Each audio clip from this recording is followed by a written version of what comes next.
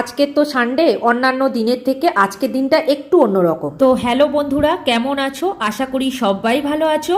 আজকের সকাল সকাল ব্রেকফাস্টের থালি নিয়েই চলে এসেছি। আজকের নরম নরম তুলতুলে পরোটা বানিয়েছি, আর তোমাদের সাথে শেয়ার করব না, তাই চলে এসেছি ঝটপট। বাজার দিয়ে কর্তামশাই কি মাছ এনেছে সেটাও দেখাবো। দেখো, পাবদা মাছ নিয়ে এসছে আর ইলিশ মাছ নিয়ে এসছে, তার সাথে চিকেনও নিয়ে এসছে। আজকে তো রবিবার, সানডে মানেই চিকেন। বাড়িতে ছেলেই চিকেন খেতে বেশি ভালোবাসে, ওর সাথে সাথে আমাদেরও সানডেতে চিকেন খাওয়া হয়ে যায়। প্রত্যেক রবিবারই ওর বাবা আনে।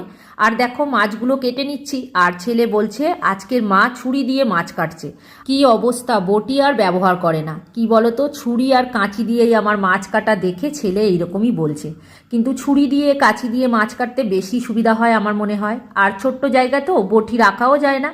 আজকে কিন্তু চিকেনটা একটু অন্যরকম করেই বানাবো। কড়াই চিকেন করব না, আজকে হান্ডি চিকেন করব। আর এই হান্ডি চিকেনের রেসিপি তোমরা যদি দেখতে চাও, আমার